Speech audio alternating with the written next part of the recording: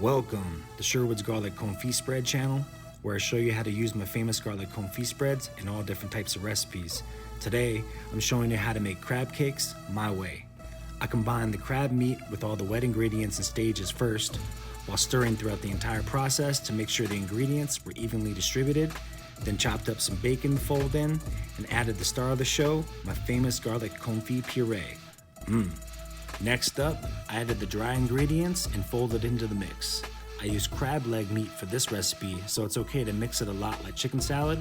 If I used lump crab meat, I would have mixed up everything separately, then folded in the lump crab meat at the end. While the crab mix cooled down in the refrigerator, I made this ridiculous remoulade sauce with a ton of different ingredients, including my famous Garlic Confit Puree and my Hatch Green Chile Puree. Just like the crab cakes, we mixed the wet ingredients first, then incorporated the dry ingredients at the end. Seasoning sauces at the end ensures you don't over-season. You can always add a little more, but you can't take it out. I laid down some of my garlic-infused oil into the hot skillet so the crab cakes are hit with another layer of flavor and so they don't stick to the pan. I cooked 5 cakes at a time, so each one had room on all sides while cooking to ensure an even crust. I threw in a few pads of butter after flipping them once, so the butter is allowed to soak into the cakes before burning. On the first batch, I had one oversized crab cake because it was the last in the batch, so it was about 7 ounces. It didn't hold together, so I pulled the other 4 off and scrambled the crumbled one with cheese and ate it as a snack with some of my remoulade sauce. Ridiculous.